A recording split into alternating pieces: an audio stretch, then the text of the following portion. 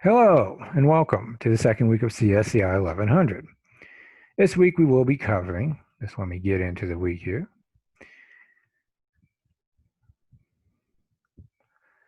What is email? Email protocols. Log into your school email account. Sending emails, email attachments, and security, which include things like phishing, viruses, worms, Trojan horses, and spam. So let's begin. First, let's get into our email accounts. http://mail.etsu.edu. This will take us here. We then click on that. Because I'm already logged into D2L, it automatically logs me into my email. If I was not, I'd have to log into my email using my school email account, okay? And then the password that you would use to log into D2L. Now, couple things. This is the navigation pane. That's where all your email messages are, all right, that you can navigate through. These are all of the folders, the inboxes where all the emails hit first, and then are sorted out.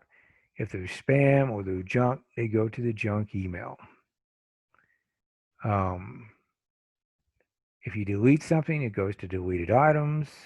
The draft is if you're working on something and you don't finish it, it will be saved as a draft automatically. Now,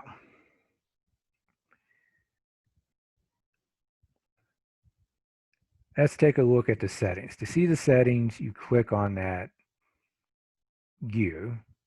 And I'm going to type in automatic, automatic replies, and this is what we get. Now, the automatic replies allow you to set up a message for when you're not in the office, when you're going to be away for more than a night. For instance, you're on vacation or you're on a business trip, you can do that here. I would recommend not telling people that you're away, that you're on vacation or a trip, that you're away from home. Just say, I'm busy. It'll take me a couple of days to get back to you. Please be patient. Something of that nature. But you can set that up here for you inside your organization. Set it up here for outside your organization. Set the start time and the end time for it. And you'll be fine. Now, compose and layout. We come out here to layout, and you can do message organization. There's message on top or on bottom, show deleted items, okay? Another thing is you can change the reading pane around. It can be on the right, the bottom, or hide it, all right? You can do custom and reply. This is where my signature is. Has my name, my positions, my title, what department I'm in, where my office is, so forth and so on. It also has a short inspirational quote. Okay, that's a nice little touch to put in because people like that kind of thing. And this is from Winston Churchill. Success is not final. Failure is not fatal. It is the courage to continue that counts. All right.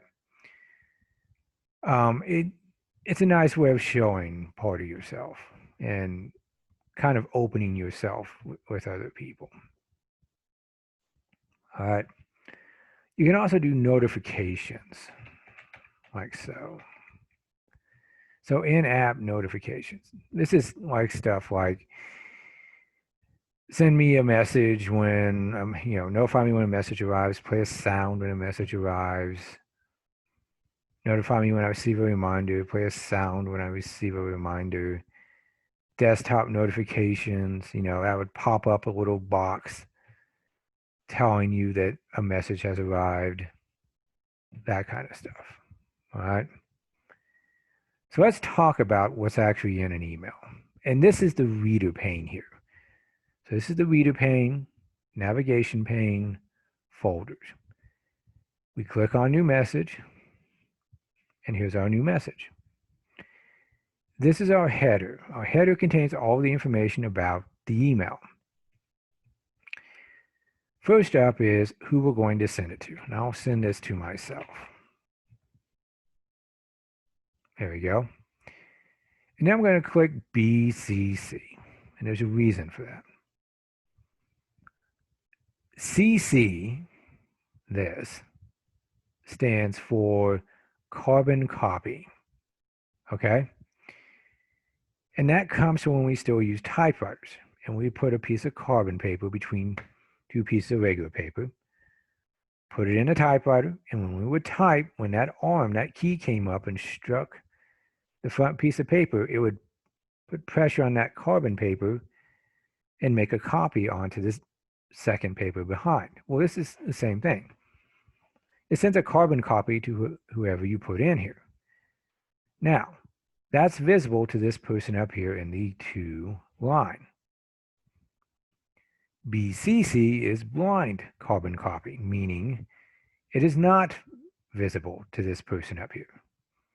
So whoever you put down here is not visible to this person up here. Why would you do that? Your boss tells you to do something and then send it on. You do it. You get the email ready to send it. You put the address of the person you're sending it on to here. You put your boss's address here, and then you send it. They don't know you sent it to your boss, but your boss gets it. Your boss sees you did it. Your boss sees you sent it on. That way, you're covered completely. Subject. The subject must be relevant to what is in the email. All right? There's no way around that. It just isn't. So for this, it would be demonstration, if I can spell, demonstration of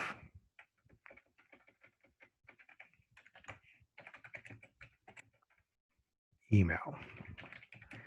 And then all emails should have CSCI-1100- and then your section number. Remember, to find your section number, you go to the top, and there it is. All right?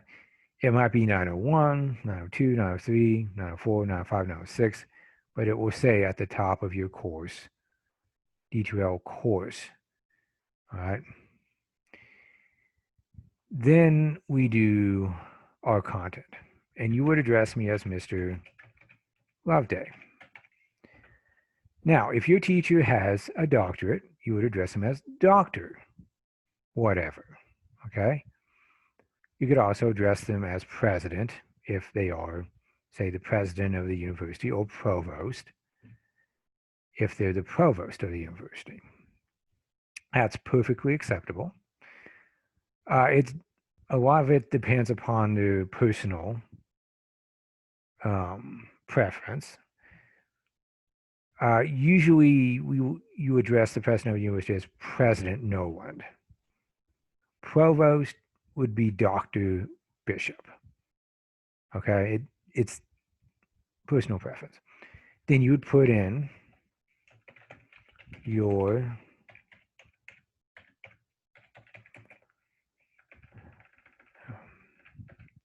this is a demonstration of the email for 1100 lecture.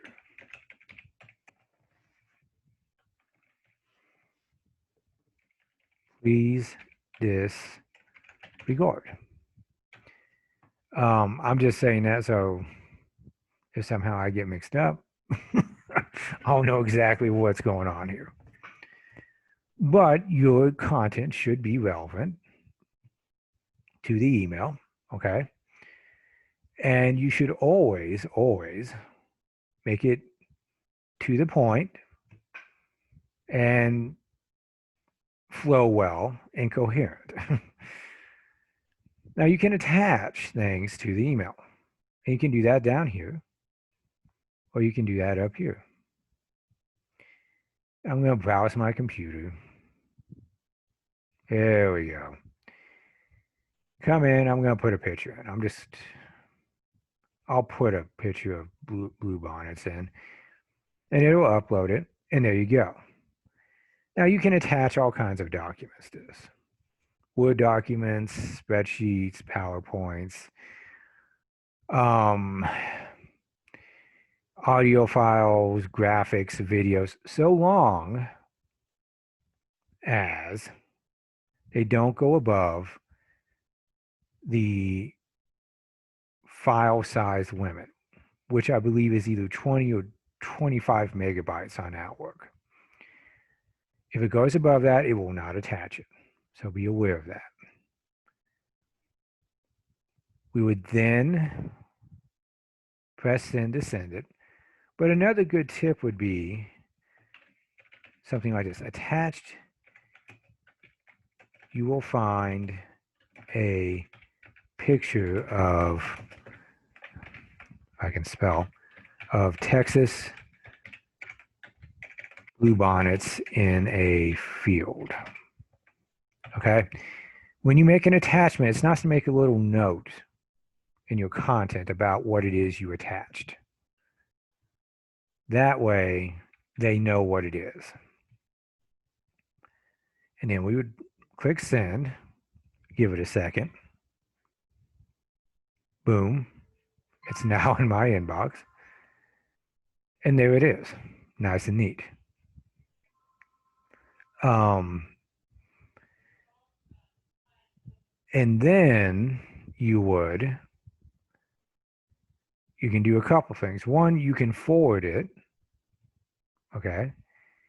And you can forward it to whoever you want. The reason you would do this is if you have a question about what's in the email, or you really think someone higher up should see this for some reason, you would forward the email to them. That way there's no question about what the email says, because it is the email, the original. All right. That's one reason to do it. Another is if you're having a conversation and you want an email you're sending to someone who has not been in the conversation yet to have context, you would forward the entire conversation to them. That's another one. To delete the email, you would simply press the garbage icon and that would do it. All right.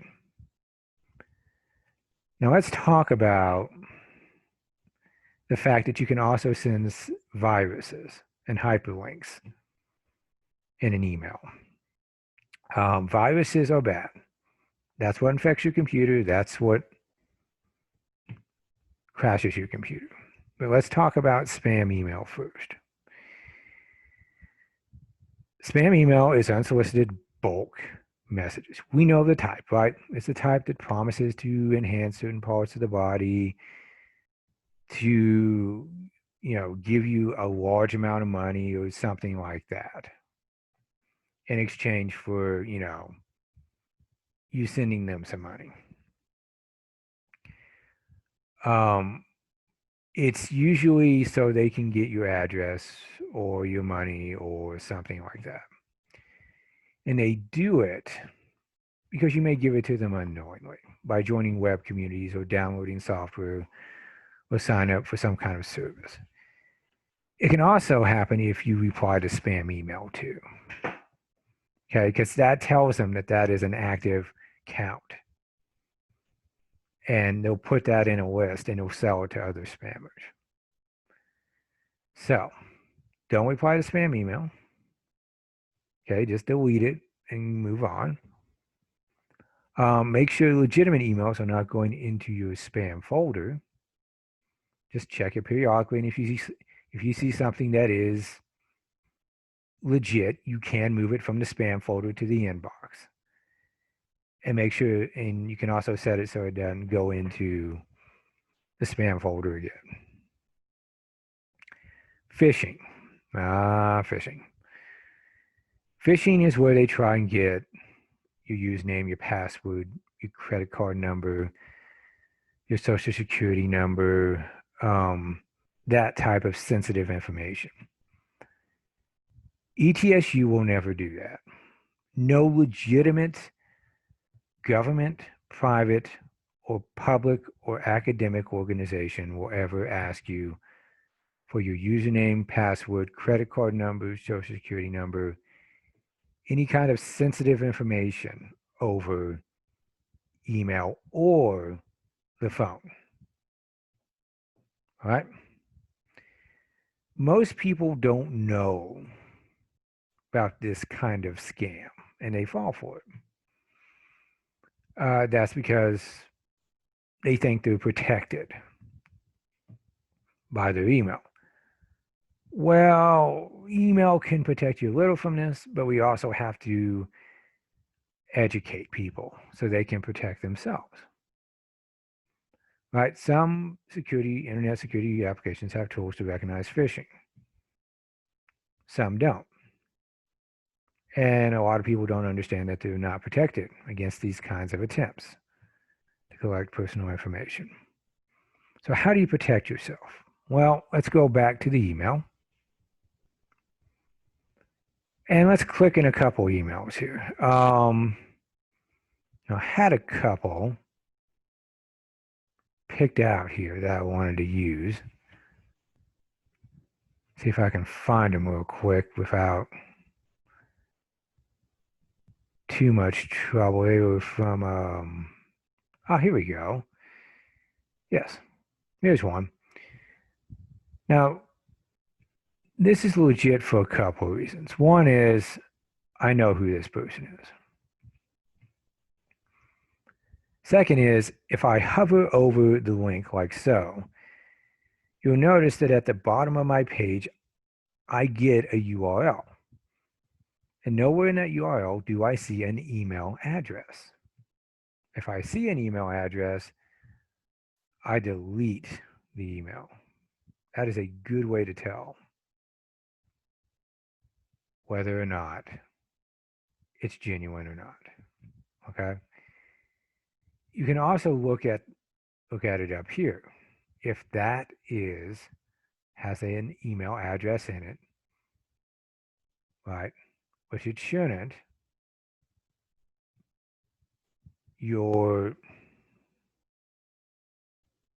okay, just hover over the links, make sure they're genuine, like I was telling you. It's not foolproof. Look for an @ symbol somewhere, which I don't see in there. Okay. If you have any doubts, do not click it. Delete it. Okay. And navigate to the site that the email is purportedly from directly. Right? Meaning don't go through the email, go to it on the internet. Also, you can report the spam to your organization's email or IT department. In this case, it would be ITS on the ETSU campus. Now, vishing. Vishing is like phishing, only it's done with phones. Okay? And what I mean by that is that people will call you and they will try and con you out of your information. Cell phones are not safe, nor secure when it comes to spam, viruses, or phishing attacks. Okay? It uses social engineering of a telephone system to gain access to private, personal, and financial information from the public for the purpose of financial rewards. So they may do something like call you up and say, oh, I am from, student federal aid. And there's an opportunity to reduce your payments. but I need your FISA number to check it. That's absolutely false. If they're from financial aid, they don't need your FISA number. They know your FISA number, okay? That's phishing. Email best practices. Yes. So if you have multiple email accounts, or, if your single email is getting too full, you should probably make more than one email account. One for work, one for school, one for correspondence, and one for your personal business. Now, if you have multiple accounts, you can actually forward email from one account to another account automatically so that you can manage everything from one account but be receiving it into multiple accounts. All right? That's not a bad idea. Let's talk about security now. And I think then I'll give you your homework. So security basics. So according to a 2020 IBM report, the average cost of a data breach for a company in the United States is $8.64 million. That's a lot of money. The FTC reported 3.2 million incidents of consumer fraud in 2019. The largest category was identity theft. That's pretty big too, actually. Criminals frequently use data stolen in data breaches as a starting point for identity theft. User error and weak passwords are two of the top causes of data breaches. Identity theft is expensive and time-consuming to correct. This is actually from this website here. It shows how many data breaches there were per year. Okay. You can see 420 million breaches on Facebook. Right? Marriott had some. Microsoft had 250 million. Capital One had some. This would show you more. All right. Let's see what happens when I click on it. There we go. Yes, very good. So this would show you the data breaches. Give it a second here. There we go. So Marriott had 383 million. Twitter, 330 million. It happens. Now, Facebook is scary. So is Twitter. But Capital One is even scarier with 100 million. Because that's a credit card company. Okay? Nintendo had 300,000. So be aware that these things happen. There are breaches. Companies do the best they can to keep them from happening. And that, there's really, honestly, you have to be aware and be safe with your information. So, how do breaches occur? First, research, right? They do the research. Criminals are always looking for holes in your or your organization's security. Untrained people, unpatched software vulnerabilities, network vulnerabilities. One of the ways they do it is people running old operating systems, right? We all know people who are running things like Windows XP or Windows 7 or, maybe Windows 8.1, old operating systems that are no longer supported, that haven't had security updates in years. And that's one of the ways they get you. Now, there's untrained people who just don't know any better. That'll get you too. All right. if your network isn't secured with the appropriate firewalls and passwords and that kind of stuff. Sorry. Most often, an organization's software and networks are managed by trained professionals. Yes, they are managed by IT professionals who are trained in how to secure these things, how to keep them safe, and how to keep them going. All right? That means mistakes made by untrained individuals are usually the easiest way in. They take advantage of an unpatched network or software vulnerability. I've talked about that. Hasn't been updated. Infrastructure flaws. Criminals trick you or someone in your organization into clicking a link, right, in a phishing email. Clicking a link on an infected website. That's a big one. Clicking a compromised ad on a legitimate website. That's another big one. Giving away passwords in a phishing or voice phishing attack. Allowing them physical access to computing resources. That's rare. That's rare. Leaving an unlocked personal device unattended. That unfortunately is not so rare. Okay. That one is not so rare. That's rare because you got to actually get inside a building to do it. That one, not so much. So after the infiltration, you have the exfiltration.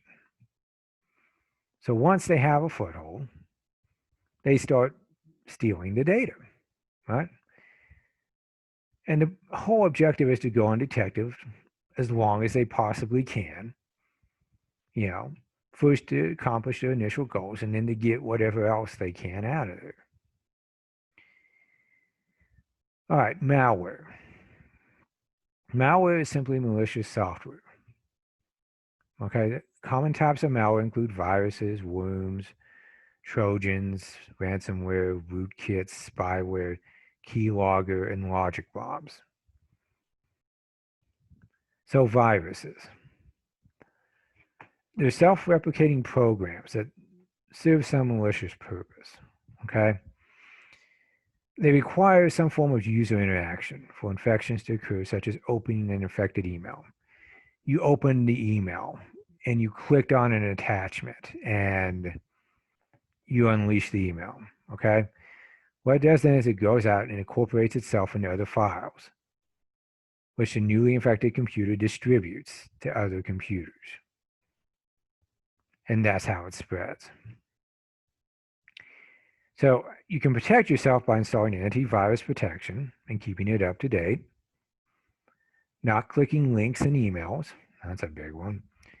Not opening attachments unless the source can be verified.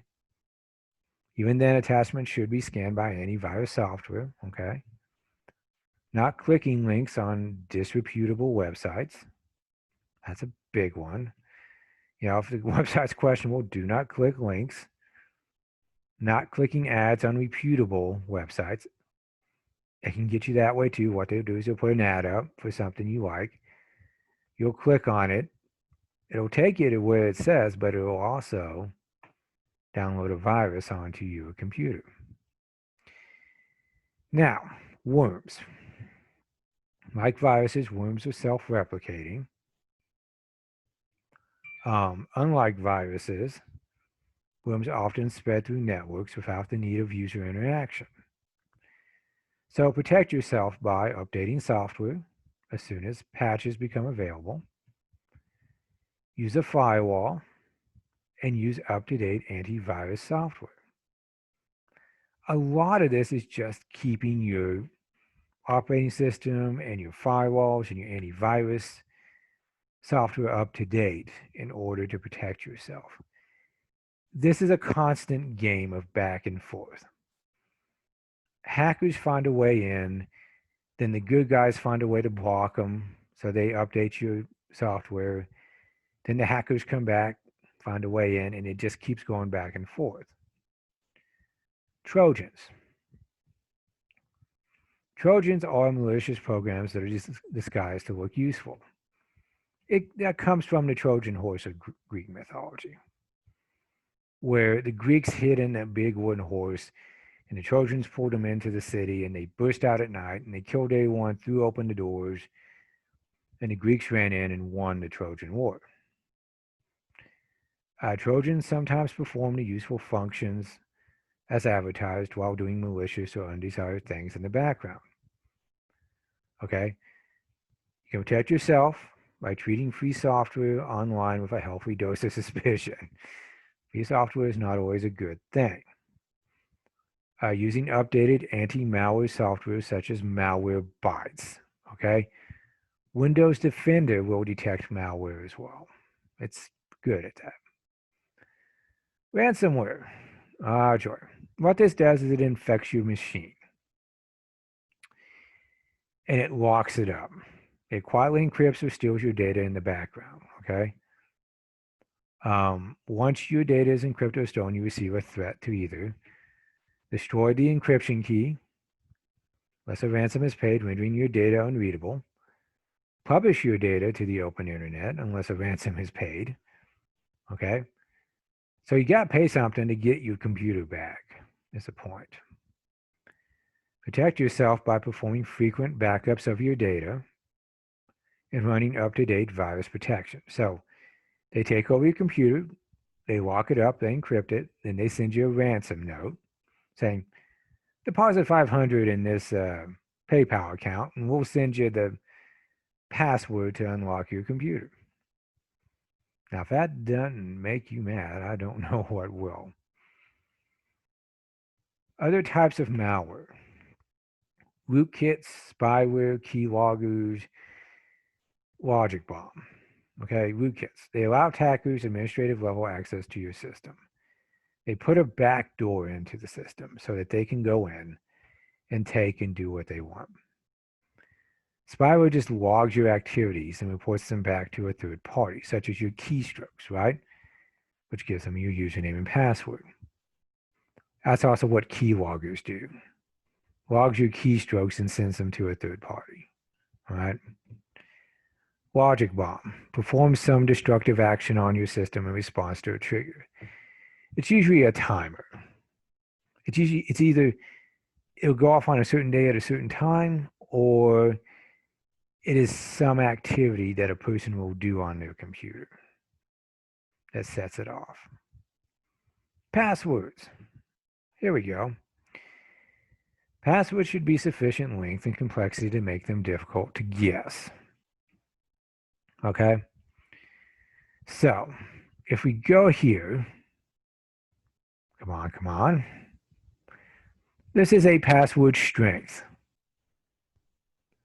tester. So, if I do a simple password, like so, that's not very strong. That's 1.0 centuries. Okay? But let's say I add to that. Let's say I do this, and then I go like this, and then I do that.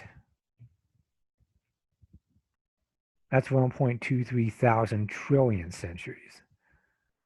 12.34 million centuries for an offline fast attack scenario, and 12.34 thousand centuries for a massive cracking array. So, let's try one that everybody knows. Wow, 2.17 seconds for an offline fast attack, and 0.00217 seconds for a massive cracking array scenario. So good practice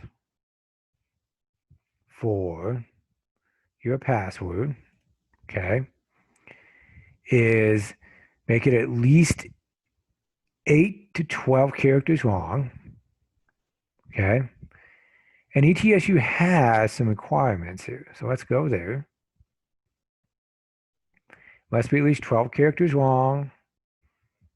Must contain characters from at least 3 of these 4 categories: uppercase, lowercase, numbers, symbols. Okay? It cannot contain username, first, middle, or last name.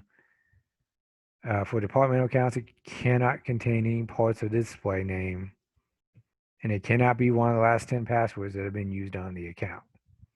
All right. That's just good practice to keep you from being hacked. All right. Change your password frequently. All right. That'll help too. And do not use the same password over and over and over. Because if they crack it one place, they've got access to every place. Oh, yeah. Portable devices. Most of us have personal data stored on our tablets, smartphones, or laptops. Secure all devices with passwords, biometric locks, or access limiting method, okay? Don't assume that it's not going to fall into somebody else's hands. I have passcodes and thumbprints on my phone and tablet. Do not leave devices unattended in public places. Install tracking software on portable devices. Preferably software that includes the ability to remotely wipe your device. You can do that. That's a good thing. Encrypted data on your device. Again, a good thing. Apply software updates as soon as they are available, because they patch security vulnerabilities and back up important data. One of the things we teach in computer science is backup, backup, backup.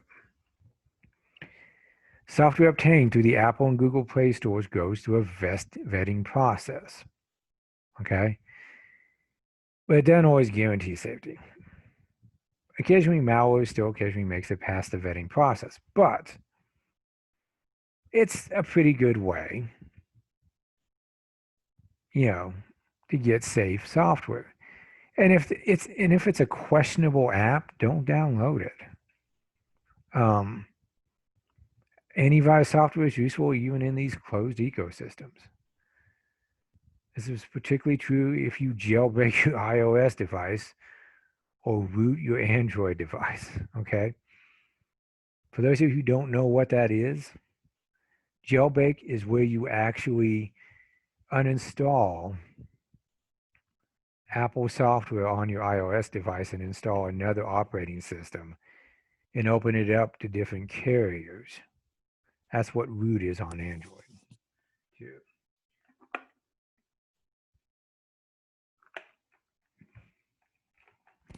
Okay, don't do that. Even on the app stores, it pays to be wary of little-known developers offering free apps with few reviews. Okay? If they have a lot of reviews, read the reviews. The reviews will tell you about how good it is or how bad it is. And if it seems too good to be true, it probably most likely is. Use your accounts. Guard your login information. Do not give it to anyone under any circumstances. Again, do not use the same password on multiple accounts. Use multi-factor authentication whenever it is available.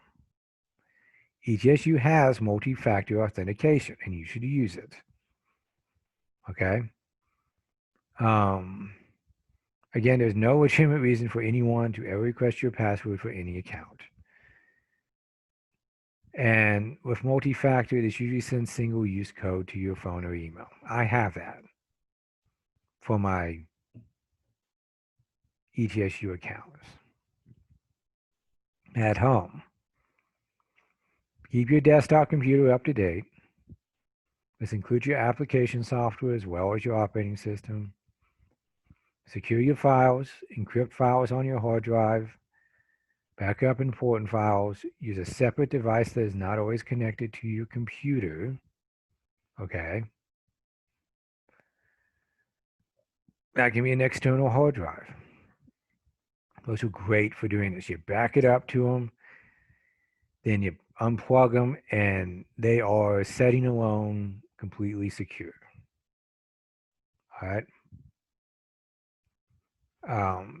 Secure your router. Change the default administration password. Most people don't. I know. Vitally important. Turn off your remote management. If you don't know what this is, you don't need it. Okay. With a default password and remote management enabled, anyone on the internet can reconfigure your router. Set a strong Wi-Fi password. Oops, sorry. Use at least WPA2 encryption. If your router doesn't support it, it's time for a new router. Your Wi-Fi signals can be received by anyone within range. That's true. They can sit on the street in front of your house and pick up your Wi-Fi. All right? Encryption makes the data that you exchange over Wi-Fi difficult to decipher. The stronger the encryption, the more private your communications. Identifying risky websites. Often, risky websites will offer something such as free video games, games, or software downloads. At best, these sites are usually trying to sell you something or get your information to sell to others. At worst, they are there to distribute malware. That's true. Okay. Go to https://transparencyreport.google.com. Safe browsing overview. You can view reports depicting a real-time view of malicious sites that have been identified by Google. Okay. Go to Site Status tab, enter a site that you wish to evaluate. You can also go to sitecheck.security.net. Okay. Let me pop into here. Let's see if that gets us there. Yep, there we go. So site status. Okay, working for a safer web. Search a URL, right? So let's go for the gusto, shall we? No unsafe content found. All right. Let's try. What shall we try here? Dilbert.com. No unsafe content found. Wow. That's pretty cool. I can't think of any questionable websites that I go to, actually, to be honest with you, because I just don't do it. But that's how that one works. Go back to PowerPoint. We'll go into this one. Okay, put your example in here, www.etsu.edu. Scan website. Give it a second. Aha, medium security risk. Mixed content found is referring to an HTTP resource. But yeah, it's not blacklisted though. Okay. So you're okay. If a site is on a blacklist, that means it is a site you do not want to go to. Okay. Updates. Updates are they are annoying, but they are necessary. Windows does, or Microsoft does, a Windows 10 update the first Tuesday of every month. Which is why when you get up on that first Tuesday and you turn your computer on, it sets there for 30 minutes doing an update, which is not a bad thing. Operating systems like Windows have millions of lines of code written by people. People make mistakes. The larger and more complex the system, the more flaws that are introduced. Flaws create security holes that attackers can use to bypass the operating system's built-in security measures. Updating allows the publisher of the operating system to correct flaws. This is all about human error, right? Programmers make mistakes. Updating allows the company on the back end to correct those mistakes and fill in the holes and the gaps. And really, you should be grateful for that. because that means that's a responsible company that is attempting to make its software more secure and better for you and safer for you to use. Hardware sometimes has flaws too. Since hardware is difficult to fix workarounds are created in software. So to fix hardware, you actually probably need to buy new hardware. So they make workarounds in software that use only what they need to use in the hardware and don't expose you to as much risk. Apps can also have exploitable flaws, so keep your application software up to date as well. Virus protection software. Basic virus protection is available free from several reputable companies. Be aware that these companies will frequently try to upsell you to their paid products. Okay? This is, you're going to have the free version. And if you like it, this is all it costs to upgrade to the paid version. And look at what all you get with the paid version that you don't have with the free version. Examples include Avast, AVG, Avira. Okay? Examples of subscription-based antivirus software without a free option is Norton, Kaspersky, and McAfee. All right? They may have a free trial, but not a free option.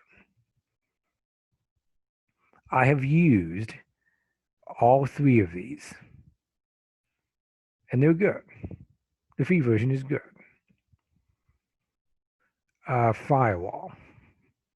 Firewall prevents unauthorized communication with computers on the internet.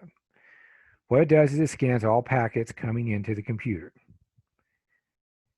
And if there's anything fishy about it, it won't allow it in. It'll catch it, contain it, and delete it. Okay, Windows has a built-in firewall. There are several free and paid third-party options, ZoneAlarm, Avast, and Comodo. Anti-malware. Anti-malware differs from antivirus in that it detects programs that may not be explicitly malicious, but may be performing unwanted actions. It also detects certain types of malicious attacks that antivirus does not. Several antivirus packages also contain anti-malware programs. Malwarebytes is a free dedicated anti-malware program.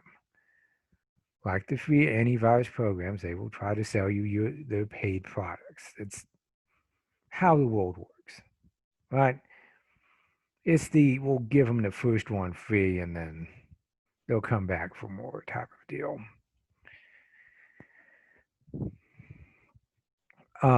Device tracking software, okay?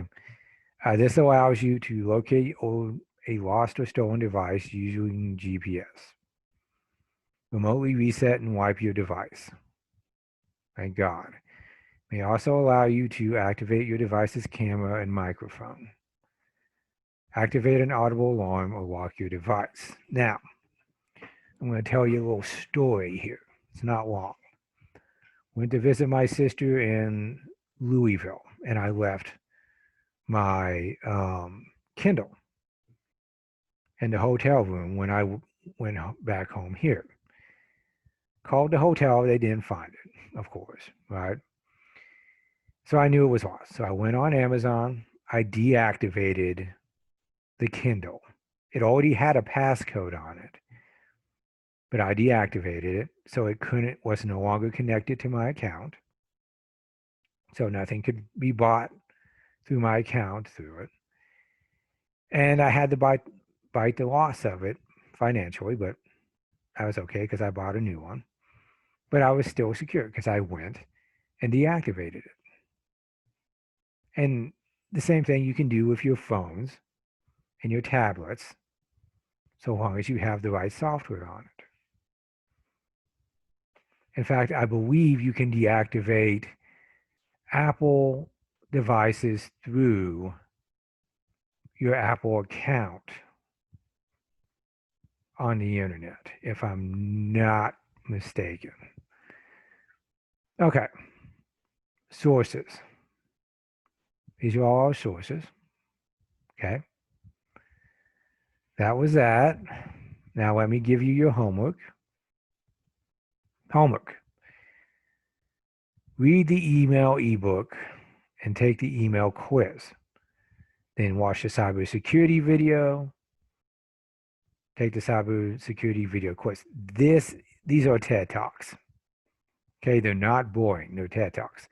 These things are addictive after you've watched them because you just want to keep watching more. Watch the hackers and cyber attacks video. These are probably like 5-10 minutes at most. Take that quiz. Same thing with the cryptography one. Take the cryptography quiz. Do the email and attachment. What this is you're going to make an email. You're going to address it to me. You would then make a Word document which has 7 facts about you in it. You will save it. You will attach it to the email. The email will have an appropriate subject line. Includes the CSCI 1100 XXX, where XXX is your section number. Okay, you will attach your 7 facts Word file to it, and then you will email it to me, and I will give you a grade. All right. Last thing in week 2, and then what we done is your phishing discussion. Go here, do your thread. I'll give you a grade. Okay. I'm going to stop the share. There we are. Thank you for watching and enjoy your week.